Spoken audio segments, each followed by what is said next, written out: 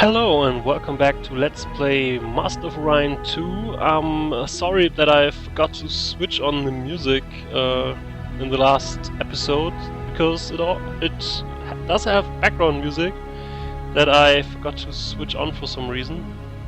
So I'm sorry about that. Don't think it has additional settings that I need now. Alright, so at the last episode we got to see our humble beginnings, where we started up on our home system Antares and researched a few things, and now let's get on with it. Because we're doing some more research so we can actually build spaceships, like extended fuel tanks, increase the overall range of a ship by plus 50%, but at the cost of a considerable amount of space. Nuclear missile carries a high-yield nuclear warhead that inflicts 8 points of damage. Modifications: MRV, emission guidance, fast, fully armored, and ECCM. Standard fuel cells supply sufficient energy to propel a ship 4 parsecs before refueling. Titanium armor is standard armor of ships. So we also need a drive, so we can actually move ships somewhere. So we also need to research nuclear fission, which should go really fast. Freighters, a group of ships to transport food or colonists as needed between worlds. Each fleet contains 5 freighters. The fleet can transport 5 food units or 1 population unit per turn.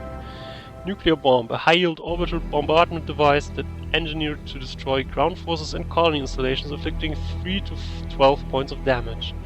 Nuclear drive, capable of moving a ship 2 parsecs per turn. This is the first ship drive that makes interstellar travel possible. Yes, that's what we want. And we also want cold fusion for the next type of ships, because we also want to colonize planets, I mean.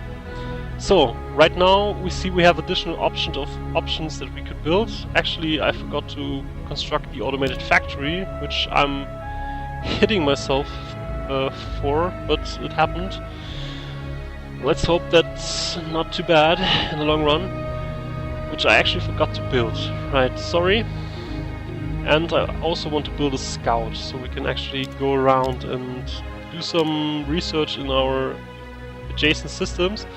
So now we finished the automated factory, and the scout is almost done. So something I also find a little weird in this game is that actually you can save up a lot of production values if you just build things that are never finished, or things that are just less pricey than your actual production is, which we'll see in the future. So right now we basically used up all of our construction that we have saved up to this point. So because I built a colony base in the beginning, basically I saved up a lot of production that was never finished, but that just got accumulated. And now we already finished with the scout. I think I'm gonna No, that's too much. Sorry. Administrator Kambutsi, the farming leader. Yeah. He increases the farming of the planet where he's working, and he doesn't want any money now and only costs 1 BC per turn. That he doesn't want any money is because we have our famous leader, because he's reducing cost for new leaders. They're actually coming. This one's actually coming for free, just because he wants to work for us. But I don't think I want him to work for us, because I mean, he's not costing much, but the 10% farming is also not that much, in my opinion. So I don't think I'll hire him. I'm sorry. So now we've built our first scout. I'm going to check out our adjacent systems, because we can't go very far. Basically because we can only go 6 parsec at the moment with the fuel cells that we currently have researched, and extended fuel that is on the scouts and all of our colony ships. So we can't go really far. This is too far away for instance, or this one here at the corner is just too far away. But we can basically make a round of our system and check out what's there. But now we researched colony ship, capable of creating a colony in distant star system, will not engage in combat and will be destroyed when attacked if not escorted by a military ship. Outpost ship, capable of creating an outpost on any uninhabited planet. Outposts function like a colony, except no population units may be moved there.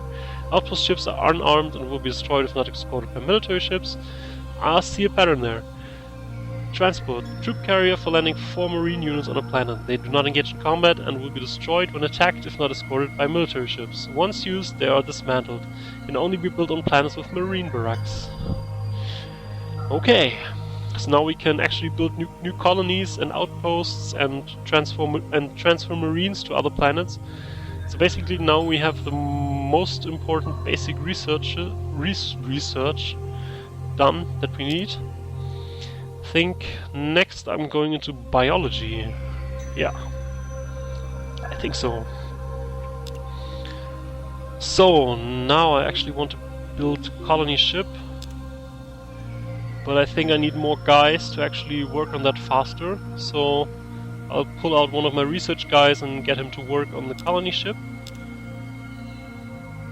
I'm just saying guys, I know it's actually 1 million people that I'm balancing around, I know that.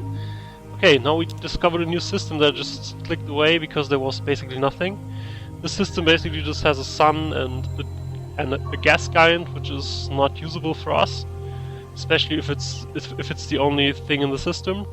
We could build an outpost here actually, which could then be used for our ships to refuel, so we could actually build a bridge basically to get here.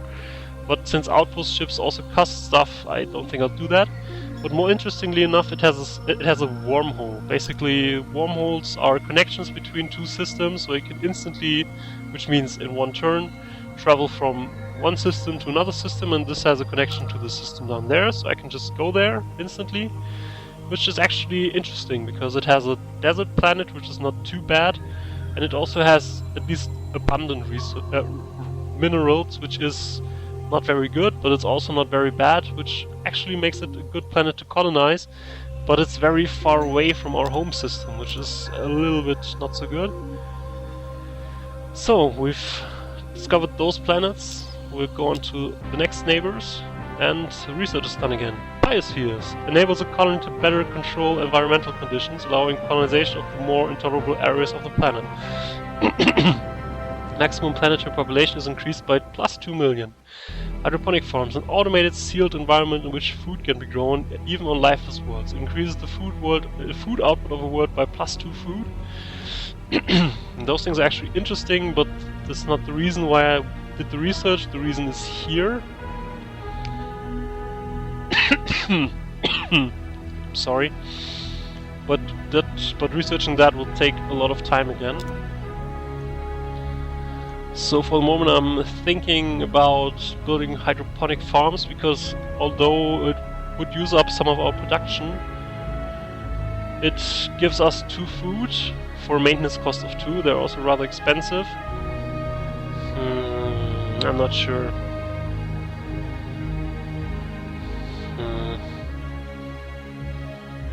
I'm really not sure about that. How much food do we need at the moment? We need 12, so I could actually, after that I could use one of our guys for something else, but I'll have to pay for it every turn. No, let's not build that, let's just go on with the colony ship. Whoa! This is a seriously nice system.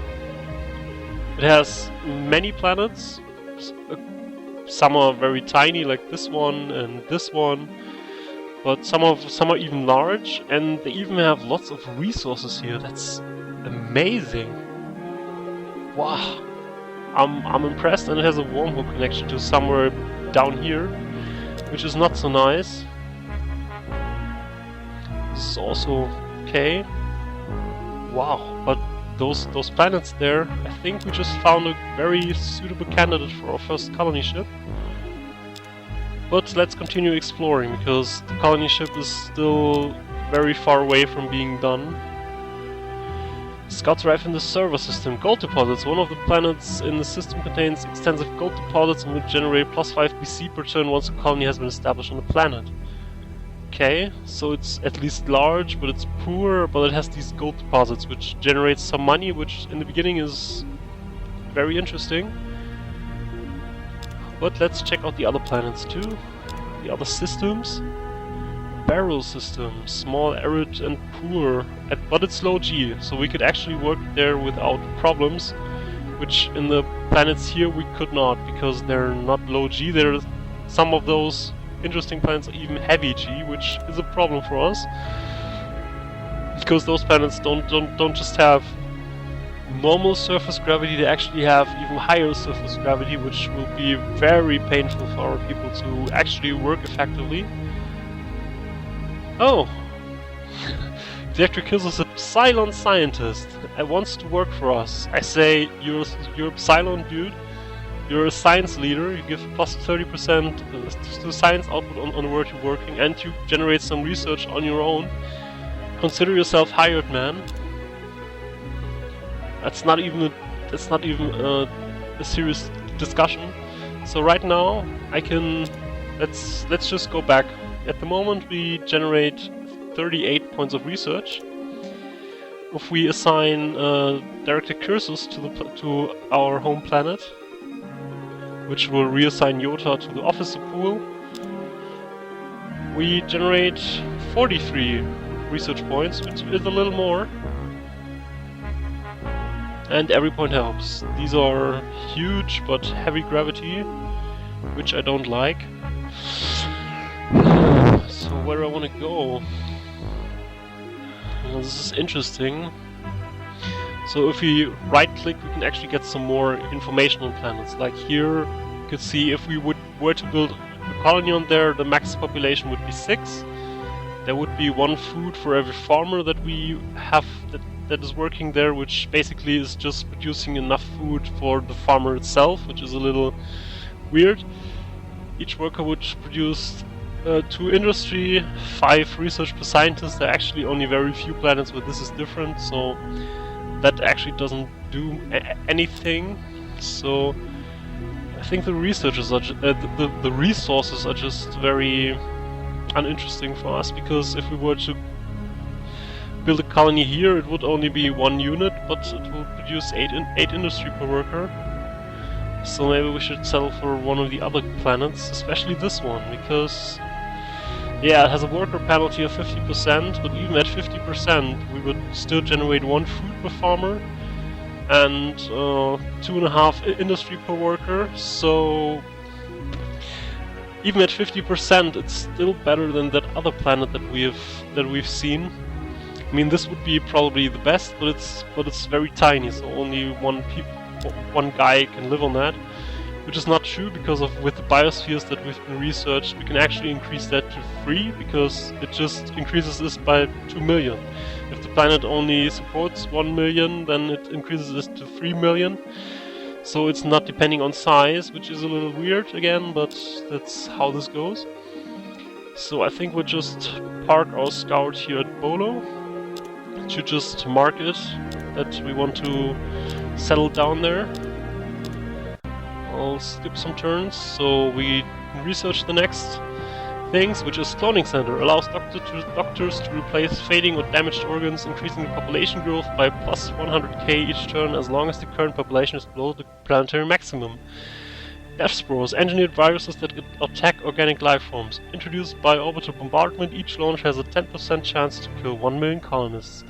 Use of biological weapon incurs a major diplomatic penalty with all other races. Soil environment. Using nanomachines, planetary soil can be molecularly enhanced and fertilized, increasing the food a farmer can harvest by +1. Soil enrichment will not work in barren, radiated and toxic planets. So the interesting stuff is actually the soil enrichment, because it increases the output that our farmers make by much. And the cloning centers are also very, very interesting. So what do I want to do next? I haven't thought about that. Maybe shouldn't improvise too much.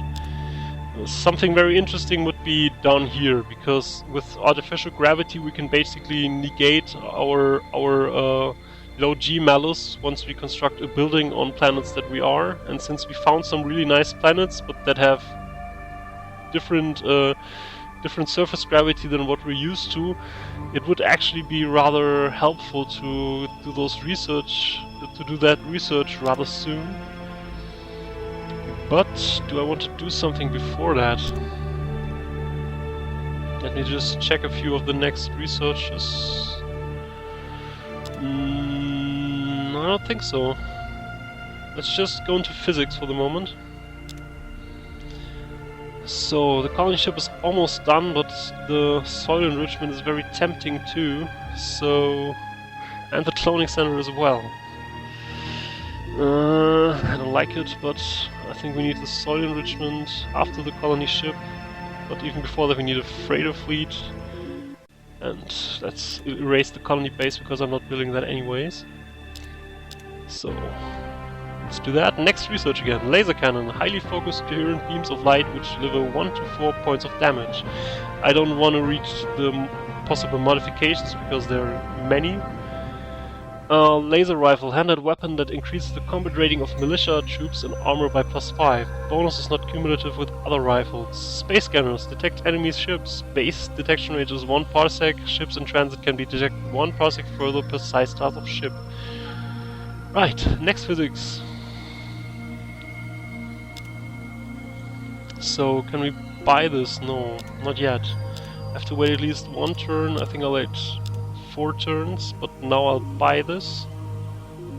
Yeah, let's get on with this. Fusion beam projects a tritium stream of charged particles, inflicting 2 to 6 points of damage. Fusion rifle, powerful handheld rifle that increases the combat rating of militia, troops, and armor by +10. Yeah, let's just stay at physics, man. Physics is good. So now we have a colony ship.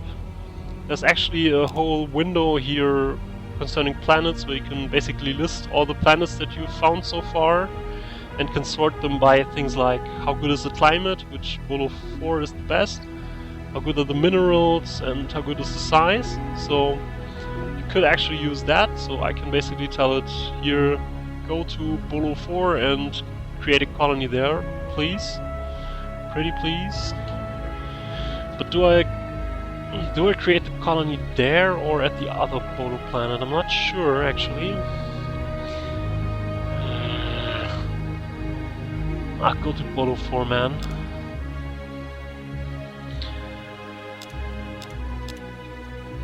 Three. So, yes.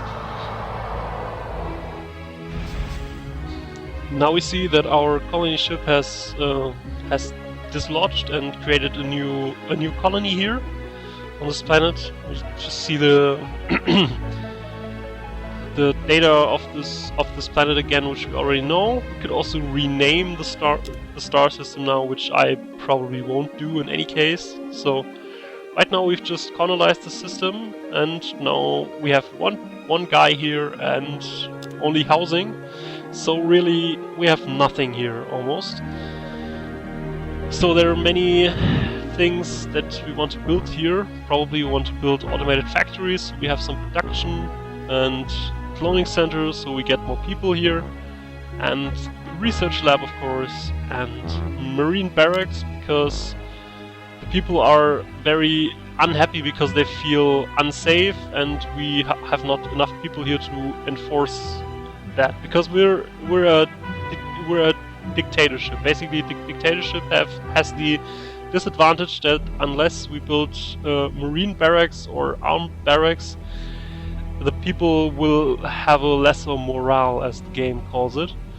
So, yeah, we can actually click on it because we have minus 20% of government morale because we have no barracks. So the people are actually working slower because of the morale as well, not only because of the heavy G stuff. So what we can do now, because right now this colony doesn't produce anything, it just produces one food, which is just enough so this guy lives, which is not great, to say the least.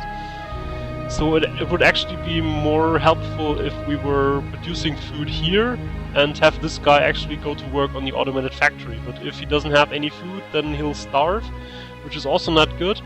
But I've already produced some freighters, so we can actually transport food from the world here to our new world. So one of the workers here is now going to be a farmer. So we have surplus food here, and the food actually gets transported here now. So this guy doesn't have to starve, which is good for him, I suppose.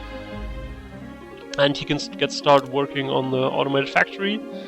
So we can do that. since we colonized this planet, we can actually go further into space now, because our max distance is always 6 parsec away from all of our planets, and since we have a new planet here, we can actually look into the next systems. So let's just do that.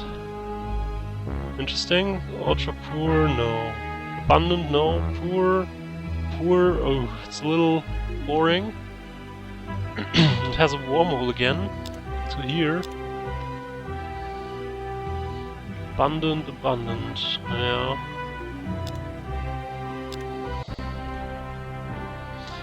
Battle scanner increases the ship's chance to hit with beam weapons by plus 50% as adds 2 parsecs to galactic scanning range. Tachyon communications, integrated into starbases, battle stations and star fortresses, emits signals which penetrate hyperspace. Ships within 3 parsecs can receive your orders. Increases command points of the bases by plus 1. Tachyon scanner detects enemy ships, has a base detection range of 3 parsecs. Ships in transit can be detected 1 parsec further per size stars of ship.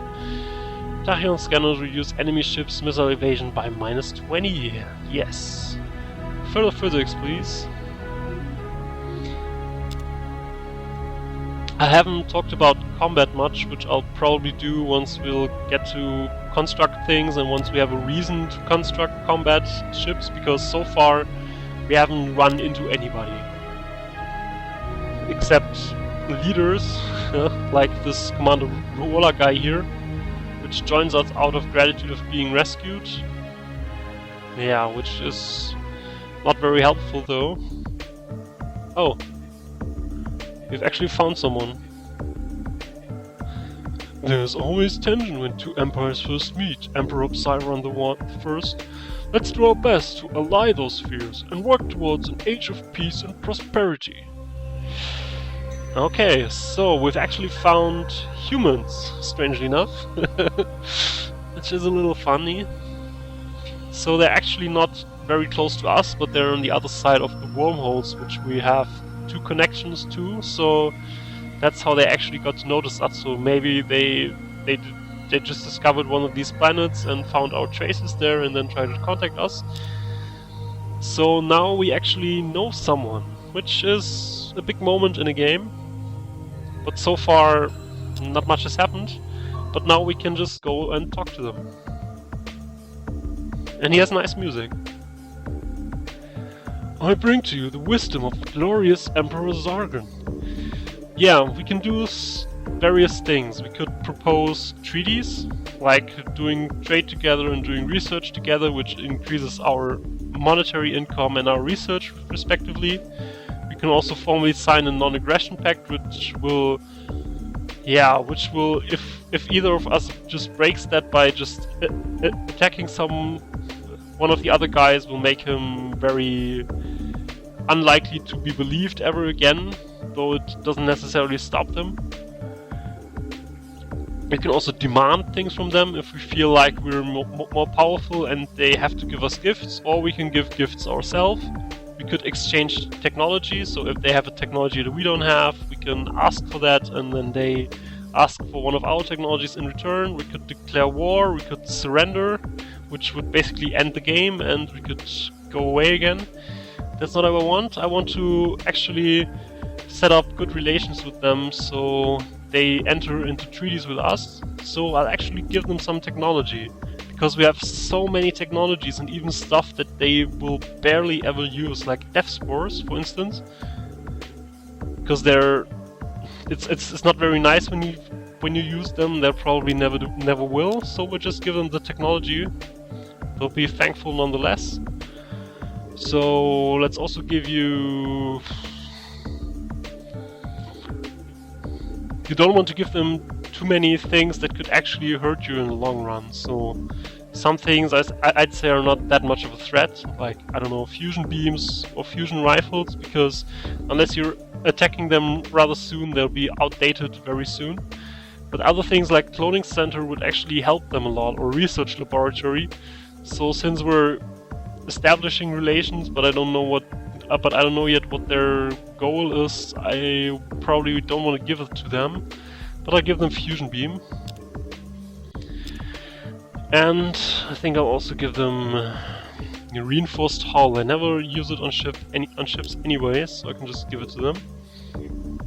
I've never even seen one use them. So we just gave it to them. So far our disposition to them has increased from neutral to friendly. So in some turns I'll check back in with them to let it sink in, and then we'll ask them if they want to establish treaties with us, which although they will cost both of us at the beginning, they in the long run will generate money and research, and they will also make it more unlikely that they will attack us at some point, because, well, good neighbors. That's what we are, right? Good neighbors. So I could actually speed up the automated factory production, which is very tempting. Yeah, I actually think I'd do that, because it'll really speed up the production at Polo 4, because at the moment it's just 2. With the automated factory it should be 6. So soil enrichment is almost done.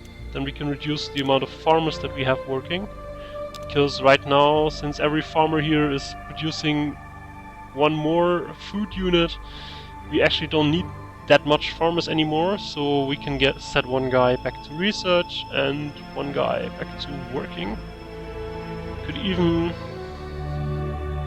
yeah, let's put him to research as well.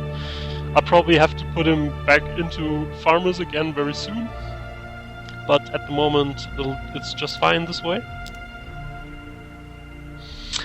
Director Chung, the planetologist, environmentalist, minus 20%. This increases the amount of garbage that we create. I haven't talked about this yet, but if we generate a lot of production at a single planet, then some of the production will be wasted as we produce too much waste. And guys like him actually help with that, because when you set them down somewhere, then the amount of waste produced is being reduced, which is nice. He's also a farming leader, so also farms work better. And he also researches automatically. I think he would be a good leader for Bolo system. But we can't afford him at this point anyway, so we'll just have to wait. No, sorry. I have to think about where I want to expand to next. Valkyr is average, at least. This is poor, but it has gold, which is interesting. The discussion about barrel we already had, and this is heavy G, no. I think I'll actually go here, because although the research, the minerals are rather poor, the +5 money each round will probably help us in the short run. Okay, they just colonized Mirzab system that we already know, which has a connection to you, so it's even more important that we maintain good relations with them. Speaking of good relations, I think I want to talk to him again. As an ambassador of the great human nation, I greet you on behalf of the majestic Emperor Sargon. Yes, I know. So let's enter a trade treaty. Yes, it's good.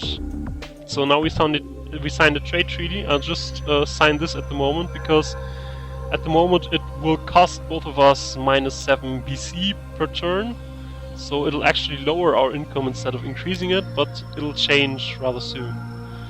So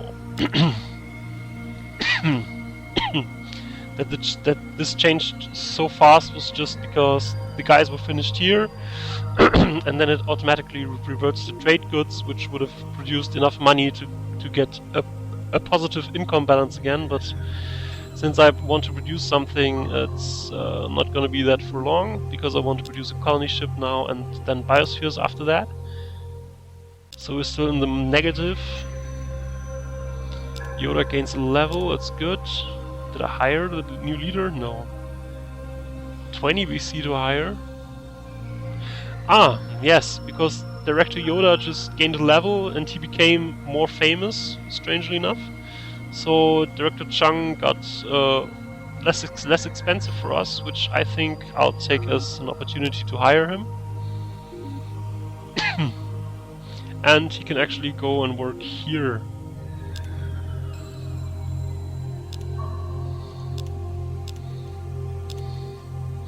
Good. So, Bolo's constructing cloning centers at the moment. I think I'll speed it up a little bit. Oops, no, didn't want to go here. Wanted to go to races. Our trade treaty has been established for some time now, and now it at least doesn't generate negative income. So in the next turns it'll get even better.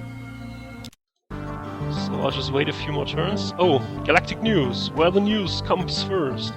There are hundreds of new citizens in the Nolam Empire. As a sudden population, we must double the population growth rate of Mirror 2 colony. Yeah, these guys will actually see again and again because they present the random events basically. So every time a random event is happening, it'll be on the news basically. If it's things like a population surge that was reported now, or if it's an earthquake or a disease somewhere, it'll always be on the news, so we'll get informed by what's happening via this method. So let's just a few more turns. Yeah, apparently this a few more turns problem of 4X games is working very well, because I wanted to stop this recording session some minutes ago, but I always just wanted another turn. Yeah. Neutron Blaster fires an intense beam of lethal radiation, inflicts 3 to 12 points of damage to shields. Any damage that penetrates shields kills 1 marine unit for every 5 points of internal damage. Neutron Scanner detects enemy ships, has a base detection range of 5 parsecs. Ships in transit can be detected at 1 parsec per size class of ship greater range. Neutron Scanners reduce enemy ships' missile evasion by -40. So now we can actually get to Planetary Gravity Generator, which I wanted badly. Good, but how our little empire, which has 2 planets at the same time where others have already expanded to 4 planets, will fare in the future, we'll see in the next episode. So thanks for watching this, and we'll hopefully see you at the next episode. Bye!